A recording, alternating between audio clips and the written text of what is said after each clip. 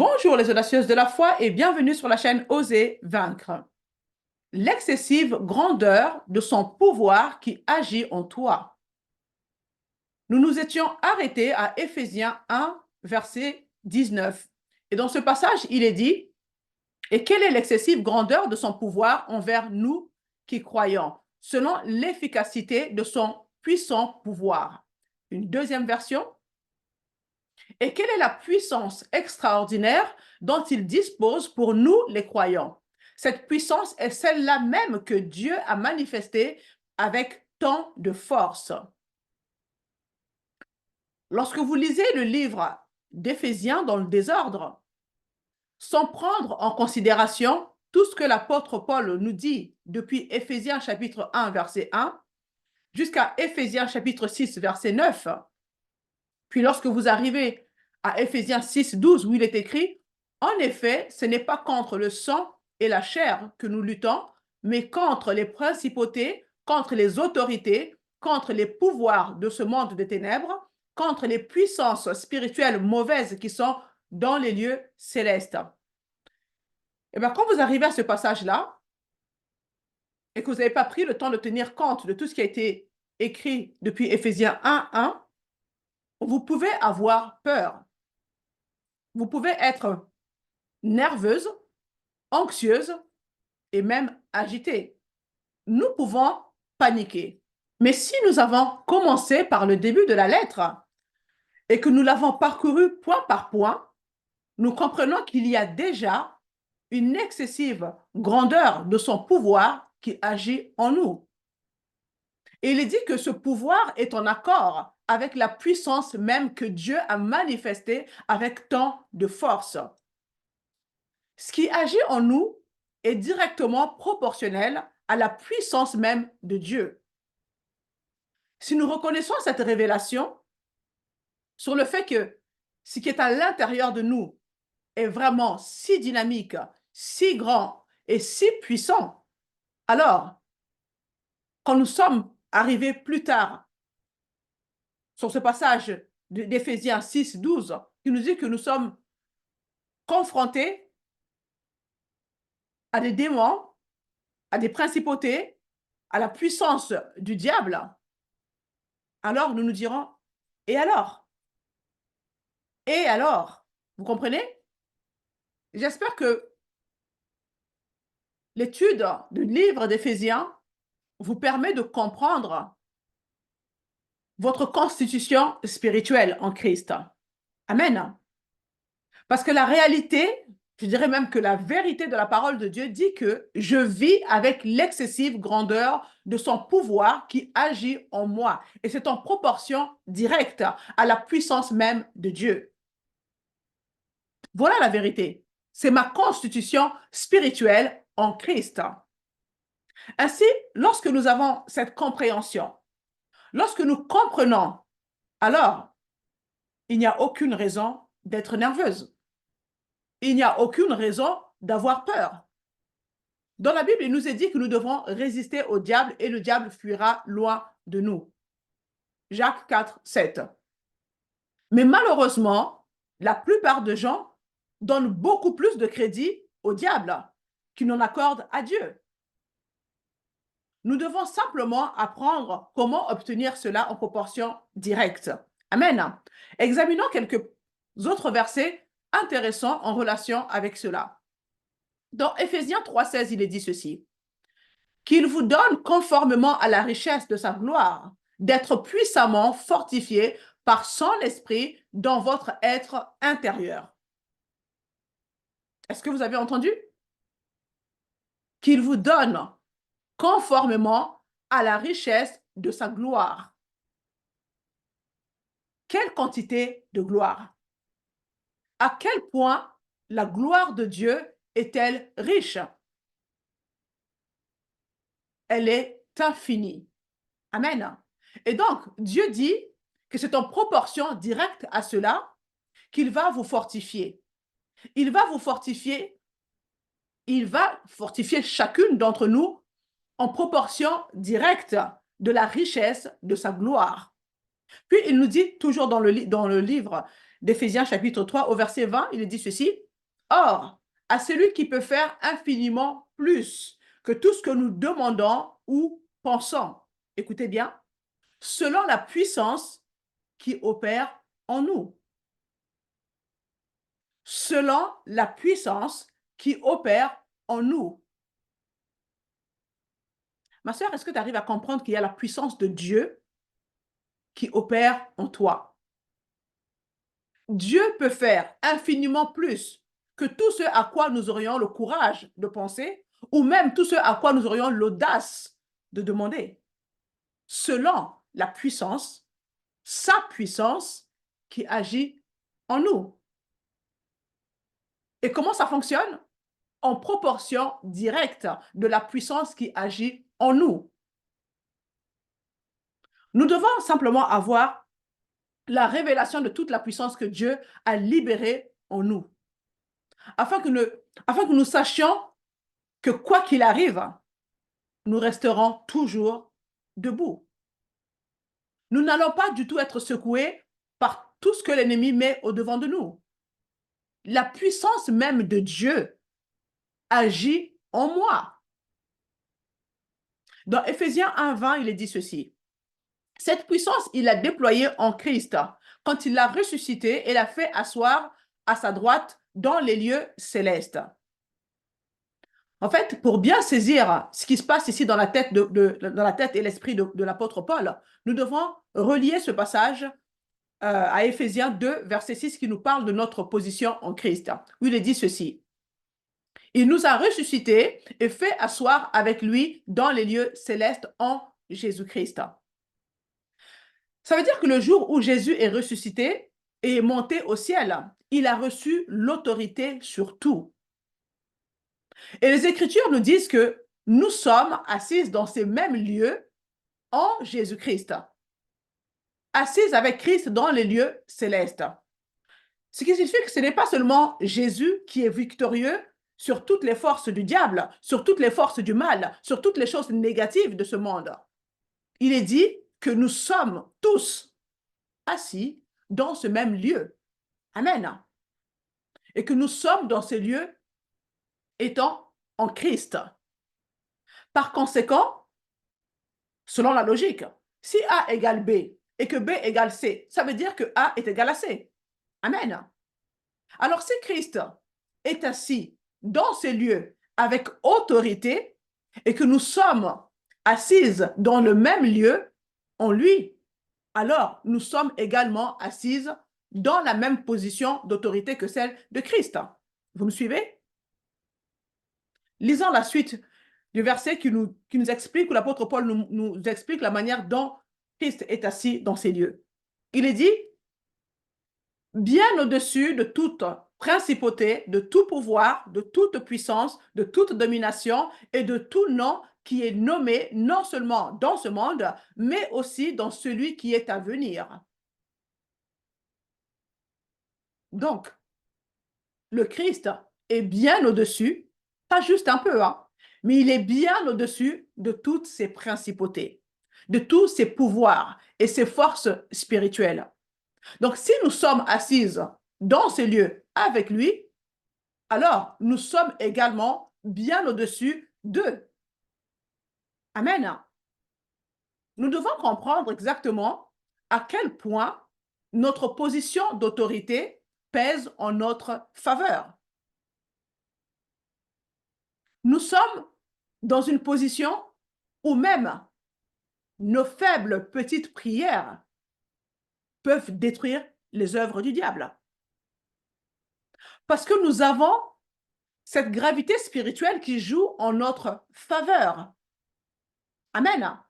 Dans Éphésiens 1:22, il est dit ceci.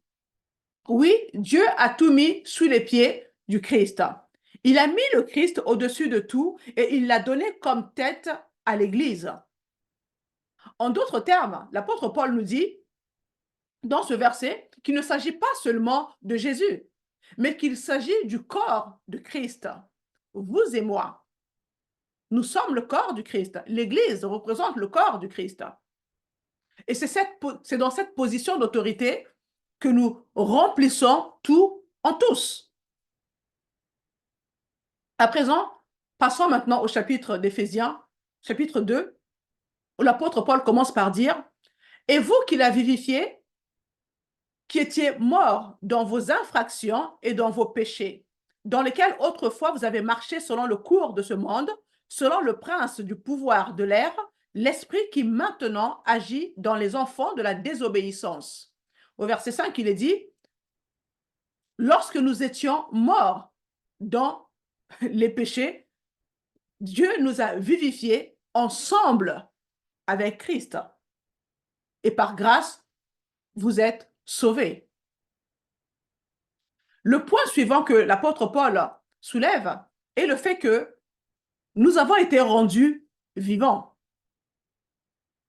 Savez-vous que le seul ennemi dont on n'a plus peur, c'est un ennemi mort, n'est-ce pas? Une fois que votre ennemi est mort, que celui-ci a été tué, vous n'avez plus à avoir peur de lui. Vous n'avez plus à vous soucier de lui, n'est-ce pas? Vous n'avez plus à vous inquiéter ou faire attention à lui, pour la simple raison qu'il est mort. Amen. Donc, c'est précisément ce qui se passe avec le diable. Le diable pense que nous sommes tous morts à cause de nos fautes et de nos péchés. Et l'apôtre Paul nous le rappelle 2 fois, au verset 1 et au verset 5, que nous étions morts à cause de nos fautes et de nos péchés. Nous étions donc tous morts. Le diable n'avait donc pas à se soucier de nous. Vous me suivez? Nous étions tous morts. C'est ce que nous dit la Bible. Mais le diable n'avait pas compris ce passage de la Bible qui dit que si le grain de blé tombé en terre ne meurt pas, il reste seul. Mais s'il meurt, il porte beaucoup de fruits. Dieu a semé un fils pour récolter des fils. Le diable croyait qu'en incitant les gens à crucifier Jésus, c'en était fini de nous. Or, c'était tout l'inverse. C'était tout l'inverse. La mort de Jésus-Christ et sa résurrection a donné naissance à des milliers d'enfants de Dieu dont nous faisons partie aujourd'hui. Donc, la mort et la résurrection de Jésus nous a permis de nous reconnecter à Dieu et de nous faire sortir de cette mort spirituelle qui nous coupait de la vraie source de la vie. Amen. À cause du péché d'Adam, nous étions dans une mort spirituelle. Mais la mort et la résurrection de Jésus-Christ nous a permis d'être de nouveau greffés à la vraie source qui est Dieu. Et donc, le diable pensait que nous étions vaincus pour de bon. Mais tout d'un coup, grâce à la nouvelle naissance, nous recevons, nous recevons la nouvelle vie. Nous sommes vivifiés par l'Esprit de Dieu. Et quand nous devenons vivantes, eh ben, et que nous nous levons, le diable, il doit se mettre de nouveau en action. Parce qu'au départ, il pensait qu'on était tous morts, il n'y avait plus rien à faire, il était tranquille, il se baladait comme Rambo quand il a éliminé tous ses ennemis. Mais là, nous revenons à la vie grâce à Jésus-Christ. Nous revenons à la vie. Et parce que nous sommes vivants, il doit donc nous affronter à nouveau.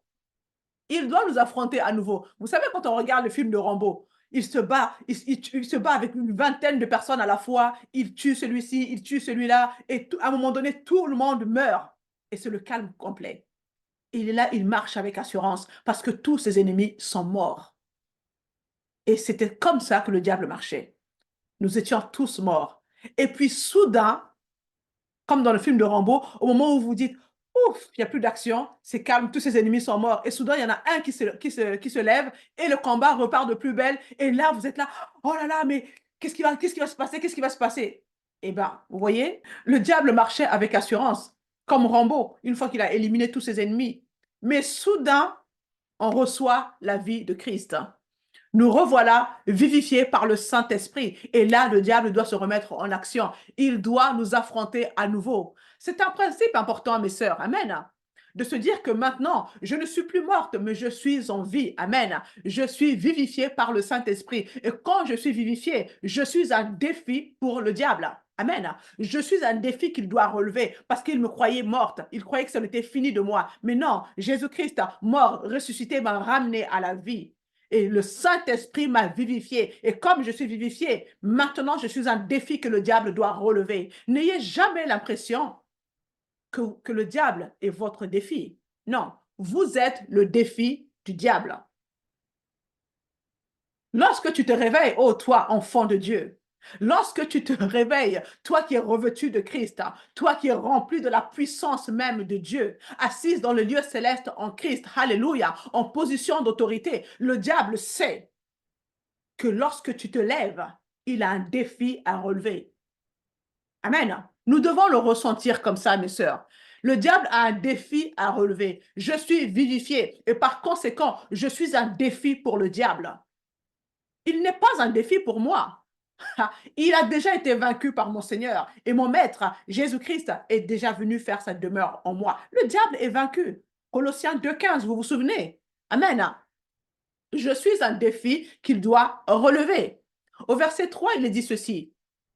Nous tous aussi, nous étions de leur nombre et nous vivions autrefois selon les convoitises de notre chair, accomplissant les volontés de la chair et de nos pensées. Et nous étions par nature des enfants de colère comme les autres. Remarquez que Paul dit qu'autrefois, nous avions l'habitude de vivre selon les convoitises et les volontés de notre propre chair et de nos pensées. Donc ici, l'apôtre Paul fait référence à l'esprit, l'âme et le corps. Nous sommes tripartites. Amen. Esprit, âme et corps. Et Paul dit que vous aviez l'habitude de vivre selon les convoitises et les volontés de vos pensées et de la chair, c'est-à-dire l'âme et le corps. Nous sommes maintenant dans une dimension spirituelle par opposition à la dimension physique. Dans Romains 8,6, il est dit, l'apôtre Paul nous dit, quand quelqu'un suit les désirs humains, il va vers la mort. Mais quand celui-ci suit l'Esprit Saint, alors il va vers la vie et la paix. L'affection de la chair, c'est la mort. L'affection de l'esprit, c'est la vie et la paix.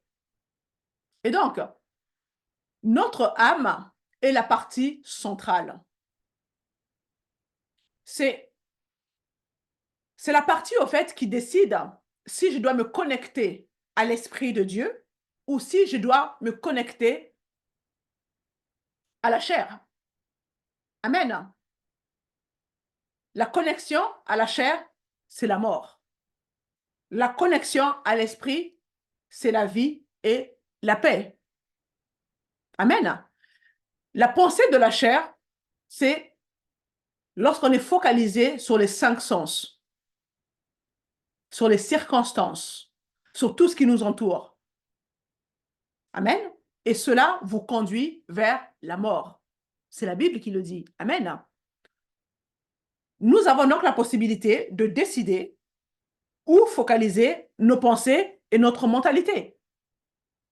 Allons-nous nous concentrer sur le côté spirituel, des choses spirituelles que nous connaissons?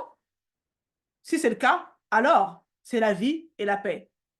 Ou alors, nous pouvons décider de nous connecter sur la partie charnelle. Vous savez, il y a beaucoup d'applications différentes à cela. Cela peut être charnel en référence au péché, dans le sens d'une vie ordinaire par opposition à une vie abondante.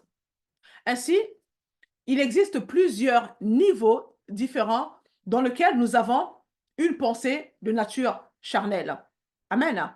Mais à chaque fois que nous avons une pensée charnelle, cela tend à nous conduire vers la mort, vers l'obscurité.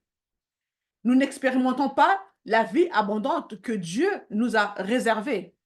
Mais lorsque nous décidons de nous connecter, de connecter notre pensée à l'esprit, aux choses spirituelles, alors c'est la vie et la paix. Donc l'apôtre Paul dit qu'il fut un temps où vous étiez morts et alors vous accomplissiez la convoitise et les désirs, les plans, les projets, les attraits de votre chair et de votre pensée. Mais maintenant, quelque chose s'est passé. Maintenant, quelque chose s'est passé. Vous avez été élevés à une nouvelle vie et vous pouvez maintenant avoir la pensée de l'esprit. Vous pouvez vivre la vraie vie selon Dieu. Puis dans les prochains versets, il dit au verset 4 à 7, « Mais Dieu qui est riche en miséricorde par son grand amour avec lequel il nous a aimés, c'est-à-dire lorsque nous étions morts dans les péchés, nous a vivifiés ensemble avec Christ. Par grâce, vous êtes sauvés. Et nous a ressuscités ensemble et nous a fait asseoir ensemble dans les lieux célestes en Christ Jésus, afin que dans les âges à venir, il puisse montrer l'excessive richesse de sa grâce dans sa gentillesse envers nous par le moyen de Christ Jésus. » Le but de Dieu est de manifester la richesse excessive de sa grâce dans nos vies. Au verset 8, il est dit ceci. D'ailleurs, c'est un verset qui est assez populaire. Que c'est par grâce que vous êtes sauvés par le moyen de la foi. Et cela ne vient pas de vous, c'est le don de Dieu. Ce n'est point par les œuvres, afin que personne ne se glorifie. Nous n'accomplissons rien. Il n'est pas question de nos œuvres.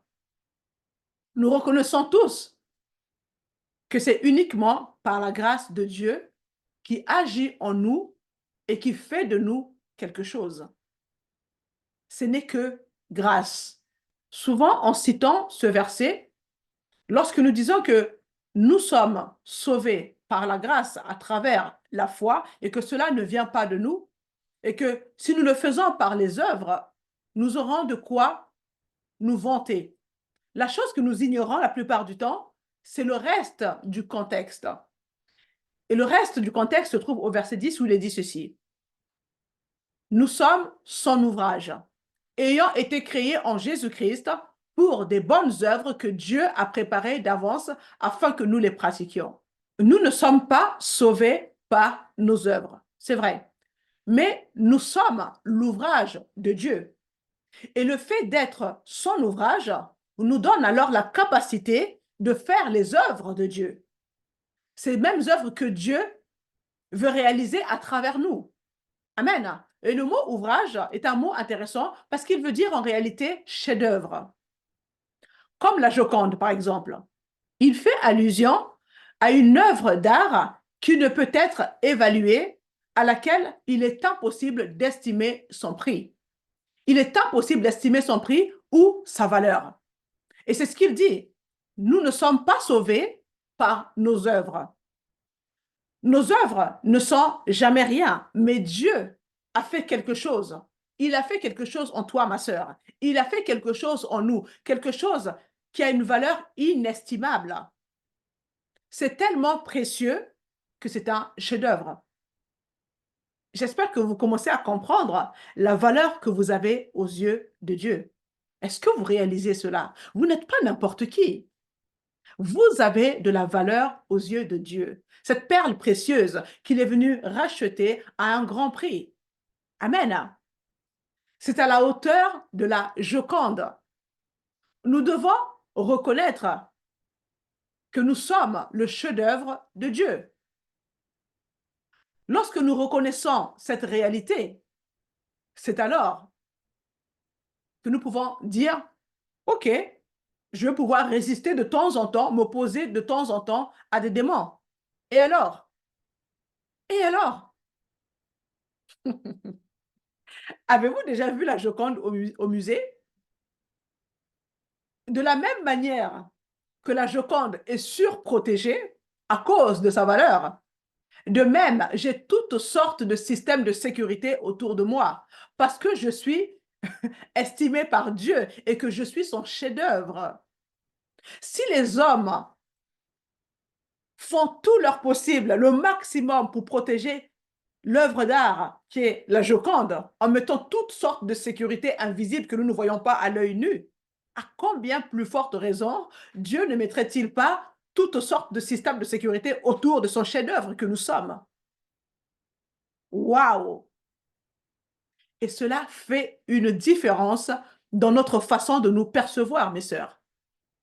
Amen. Cela fait une différence lorsque vous êtes confronté à une situation quelconque, lorsque vous rencontrez une difficulté dans la vie. Vous prenez le temps de vous souvenir que vous êtes le chef-d'œuvre de Dieu. Amen. Nous sommes son ouvrage.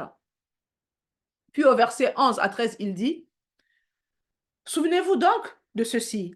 Autrefois, vous, païens dans la chair, traités d'incirconcis par ceux qui se disent circoncis et qui le sont dans la chair et par la main des hommes, vous étiez en ce temps-là sans Christ, privés du droit de cité en Israël, étrangers aux alliances de la promesse, sans espérance et sans Dieu dans le monde. Mais maintenant, en Christ Jésus, vous qui étiez autrefois loin, vous êtes devenus proches par le sang de Christ.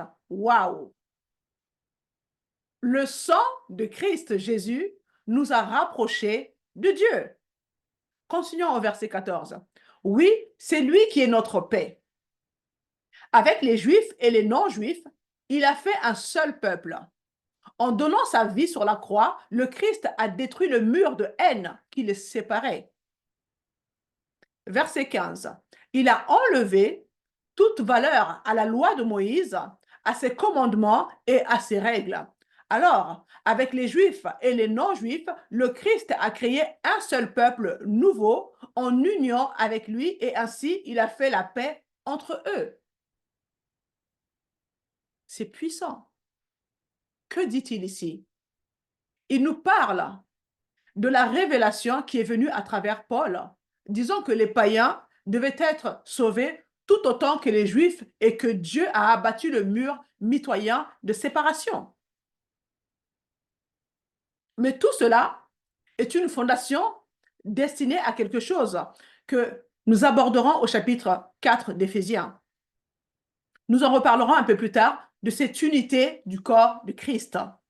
C'est à ça que l'apôtre Paul fait référence. L'union au corps du Christ, les Juifs et les non-Juifs. Amen. Paul établit ici une fondation. Et cette fondation est basée sur quelque chose qu'il voit dans le monde physique dans lequel il est et au travers des personnes qu'il côtoie au quotidien. Il pose donc une fondation pour nous parler de la signification de l'unité au sein du corps du Christ. Au verset 16 à 19, il dit ceci. Il a voulu les réconcilier l'un et l'autre avec Dieu en les réunissant dans un seul corps au moyen de la croix, en détruisant par elle la haine.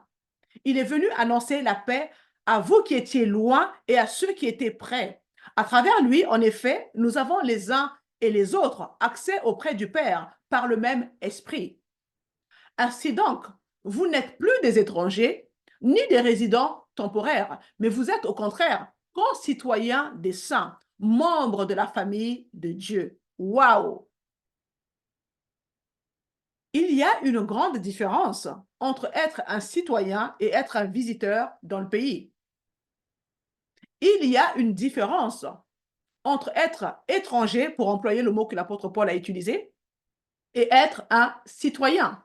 Il dit que vous êtes, au contraire, concitoyens des saints. Mais la plupart d'entre nous, chrétiennes, ne comprennent pas vraiment ce qui est vraiment mis à notre disposition en tant que chrétiennes. Nous ne réalisons pas cela. Prenons l'exemple de la vie de l'apôtre Paul. Paul a été arrêté. Il devait être amené à Rome pour éventuellement être exécuté là-bas. La Bible n'est pas tellement claire là-dessus. Mais il a été arrêté. Le soldat romain le fait descendre dans le donjon et commence donc à le fouetter. Je vous laisse imaginer la scène. Mais juste avant de lâcher le premier coup de fouet, là, en gros, l'apôtre Paul lui dit, avez-vous le droit de fouetter un citoyen romain?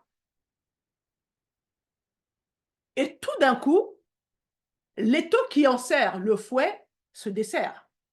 Le fouet tombe au sol. L'officier romain est surpris. Sa mâchoire qui était serrée, tout d'un coup s'ouvre et descend presque jusqu'au sol. Il dit, un citoyen? Vous êtes un citoyen romain? Et il est pris de panique. Il est pris de panique, il court voir le centurion à l'étage supérieur de la forteresse et lui dit, mais nous avons failli frapper un citoyen romain. Cela a failli nous attirer des très gros ennuis. Nous étions sur le point de le fouetter, alors que il n'a même pas été jugé, il n'a même pas été condamné. Avons-nous le droit de faire cela? Vous voyez? Nous voyons ici que, parce que l'apôtre Paul a dit qu'il était citoyen romain, cela a changé totalement le traitement qui lui était réservé. Un citoyen n'est pas traité de la même manière qu'un étranger dans le pays. Tout a changé pour Paul, parce qu'il a employé un seul mot, citoyen. Mais la plupart d'entre nous chrétiennes ne reconnaissons pas du tout les réels privilèges, le réel avantage et la réelle autorité que nous avons parce que nous sommes citoyennes du royaume des cieux. Nous devons recevoir une révélation intérieure de nous-mêmes. Qui sommes-nous en Christ? Citoyennes du royaume de Dieu. Paul a dit, je prie que vous ayez un esprit de sagesse, un esprit de révélation, que vos yeux, les yeux de votre compréhension s'ouvrent, que vos yeux soient éclairés afin que vous puissiez comprendre qui vous êtes en Christ et qui Christ est en vous. Amen.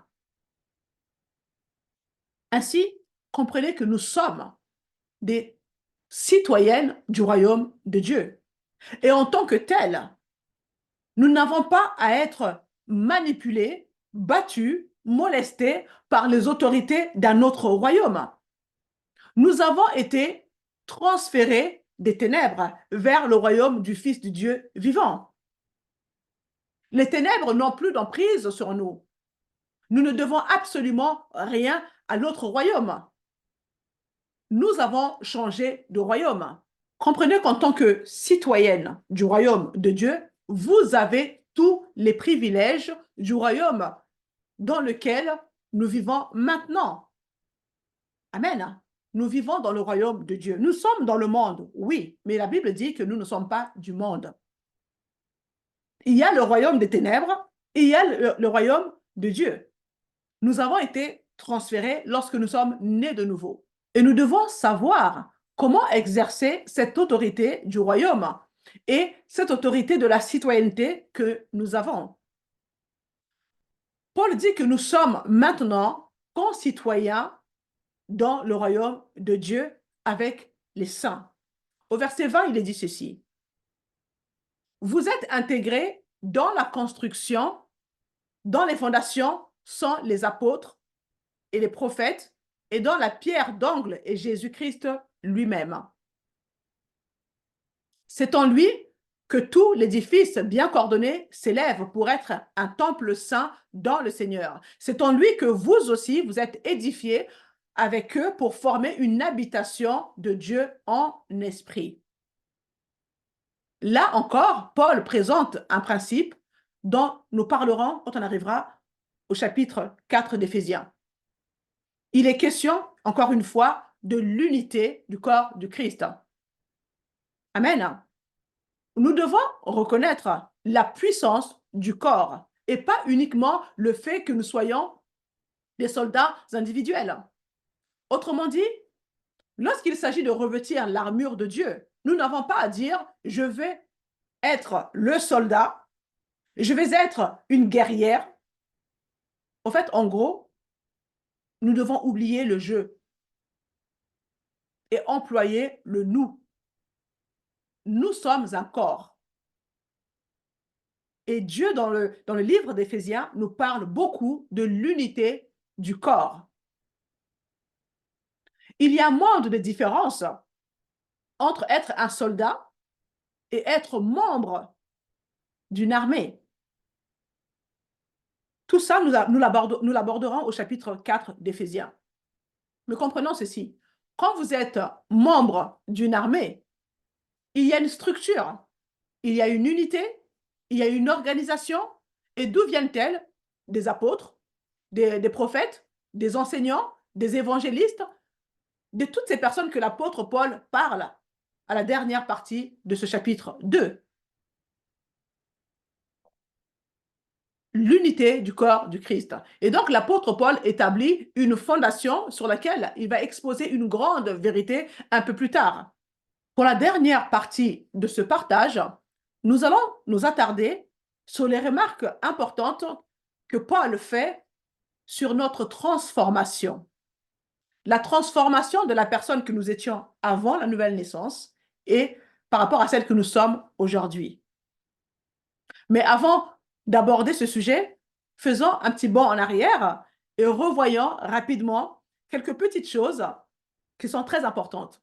Lorsque nous parlons du fait que nous avons cette excessive grandeur de son pouvoir qui agit en nous et que c'est en proportion directe avec son autorité, le passage de 2 Corinthiens 2,14 est très significatif. Il est dit ceci: que Dieu soit remercié, lui qui nous fait toujours triompher. Que Dieu soit remercié, lui qui nous fait toujours triompher. Il n'est pas dit lui qui nous fait parfois triompher, ou lui qui nous fait triompher quand nous avons vraiment prié, ou lui qui nous fait triompher après 4 jours de jeûne, ou lui qui nous fait triompher après qu'on ait eu une imposition des mains de certains grands prophètes. Amen. Non, il est dit que Dieu soit remercié, lui qui nous fait toujours triompher. Tout le temps. Que veut dire le mot triompher? Si vous remontez dans l'histoire romaine, vous comprendrez que l'arc de triomphe a été construit de sorte que lorsque l'armée victorieuse revenait avec le butin, lorsqu'elle apportait le butin et qu'elle avait récupéré et les gens qu'elle avait conquis, elle faisait défiler le peuple et toutes les personnes vaincues à travers l'arc, et c'était en quelque sorte le symbole de leur victoire sur l'ennemi vaincu. C'était en quelque sorte une façon de ridiculiser l'ennemi qu'elle avait vaincu. Et Paul dit que Dieu fait toujours en sorte que nous soyons dans cette position où nous sommes toujours en train de faire défiler l'ennemi vaincu à travers l'arc de triomphe. Vous voyez? Dieu a le sens de l'humour. Nous devons faire ridiculiser nos ennemis à travers l'arc de triomphe. Dieu nous fait toujours triompher en Christ. Autrement dit, nous avons toujours le dessus. Et donc, il dit que Dieu soit remercié, car c'est lui qui nous fait toujours triompher en Christ. Malheureusement, ce qui est dommage, c'est que la plupart d'entre nous chrétiennes ne réalisons pas que nous sommes toujours celles qui ont le dessus. Nous avons toujours le dessus. Et beaucoup ne réalisent pas cela. Il suffit d'écouter les paroles qui sortent de leur bouche. Que de la négativité. Des paroles d'abattement, de découragement, parce qu'elles n'ont pas saisi la révélation de ce que nous avons dans le livre d'Éphésiens.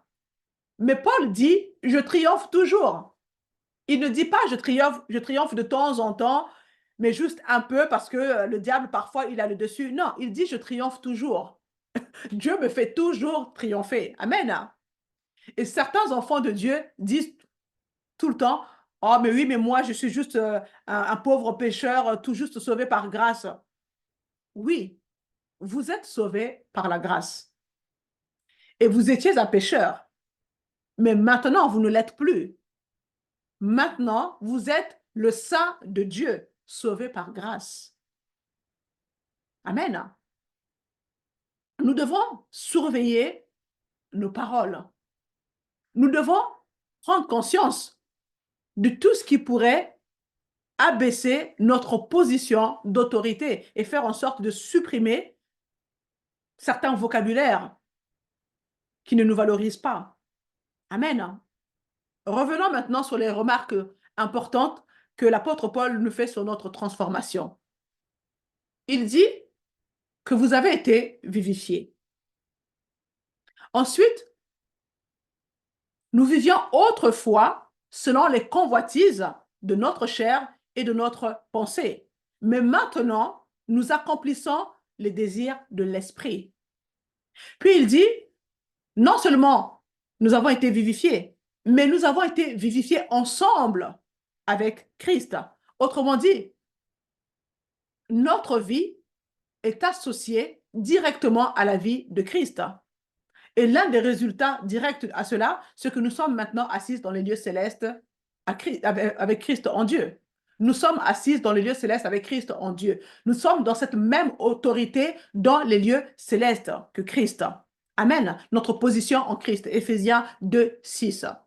Nous sommes son ouvrage, le chef-d'œuvre de Dieu. Nous avons beaucoup de valeur aux yeux de Dieu. Vous êtes rendus proches de Dieu par le sang de Christ. Nous sommes concitoyens des cieux. Il est dit, c'est en lui que vous aussi vous êtes édifiés avec eux pour former une habitation de Dieu en esprit. Et Dieu a dit dans le psaume 91, verset 10, qu'il protégera ma maison. Il m'a dit, tu verras la destruction à ta droite et à ta gauche, mais elle n'approchera pas de ta tente. Il dit que nous sommes édifiés pour former une habitation de Dieu. Alors, si Dieu dit dans le psaume 91, verset 10, qu'il protège ma maison, alors je crois aussi qu'il va protéger sa maison.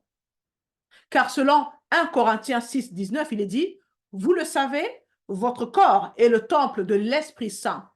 Cet esprit est en vous et Dieu vous l'a donné. Vous ne vous appartenez pas à vous-même. Mes sœurs, nous sommes devenus le temple du Dieu vivant, n'est-ce pas? Le Saint-Esprit est venu faire sa demeure en nous. C'est pourquoi, lorsque vous lisez quelque chose qui vous dit que vous devez vous opposer à une principauté ou à un démon ou au pouvoir du diable, cela ne devrait pas vous faire trembler. Parce que si Dieu, dans le psaume 91, dit qu'il va protéger ma maison, sachant que je suis devenue l'habitation du Saint-Esprit, qui est la maison de Dieu, alors j'ai cette assurance que Dieu protégera sa maison. Vous êtes sa maison, vous êtes sa demeure. Amen. Dans le chapitre 3, au verset 9 et 10, il est dit ceci. J'ai également reçu le don de montrer clairement comme Dieu accomplit ce mystère. Lui qui est le créateur de toutes choses, il avait caché en lui ce mystère depuis toujours. Alors maintenant, par l'Église, tous ceux qui ont autorité et pouvoir dans les cieux peuvent connaître la sagesse de Dieu. Cette sagesse, Dieu la montre de 1000 manières. Dieu dit, je fais tout cela afin que vous puissiez prouver quelque chose à toutes les principautés. Il dit, c'est un mystère, c'est une révélation, c'est un plan, c'est mon plan. Depuis le début, depuis le commencement du monde, c'est mon plan. Amen. Rappelez-vous, nous l'avons étudié lorsque nous avons parlé au chapitre d'Éphésiens, chapitre 1, verset 4, où il dit qu'avant la création du monde, Dieu nous a prédestinés. Amen. Nous étions déjà prédestinés. Alors Dieu dit, j'ai un plan depuis le début. Il n'a pas simplement été révélé jusqu'à maintenant. Tout ce que je fais en vous, c'est de vous amener à un point, à un endroit où je peux vous placer devant le diable et lui dire, regarde ici, regarde, je vais te prouver quelque chose. Donc, à travers nous, Dieu veut donner une leçon au diable. Dieu veut donner une leçon au diable à travers nous. Il a un plan depuis le début, depuis le commencement du monde. Nous devons coopérer avec le Saint-Esprit. Nous devons être des chrétiennes suffisamment audacieuses. Amen. Suffisamment conscientes de qui nous sommes pour que nous puissions nous sentir en confiance pour nous lever et dire, « Hé, diable, je suis ici pour te prouver quelque chose. Je suis là pour te donner une leçon, pour t'enseigner quelque chose, pour te montrer un principe. » Ensuite, il est dit au verset 12, « Nous sommes unis au Christ et nous croyons en lui. Nous avons donc la liberté de nous approcher de Dieu avec confiance. » Au verset 17, « Que le Christ habite dans vos cœurs par la foi. » Nous sommes sa demeure. Mais c'est notre foi qui lui donne la capacité d'y rester, mes sœurs. Prions, mes sœurs. Père, je prie que tu ouvres notre cœur et notre intelligence pour que nous comprenions ce que sont réellement ces choses. Le fait qu'elles nous sont accessibles, afin que nous puissions nous y engager, Seigneur, et que nous commençons à avoir le courage de penser et l'audace de demander pour que nous puissions nous y engager dans la pleine provision que tu as pour nous, Seigneur, dans le nom puissant de Jésus-Christ. Amen. Je vous prie de bien vouloir partager la vidéo autour de vous afin d'enseigner, d'édifier également le corps du Christ. Abonnez-vous si ce n'est pas encore fait afin de ne rien manquer. Et je vous dis la suite la semaine prochaine.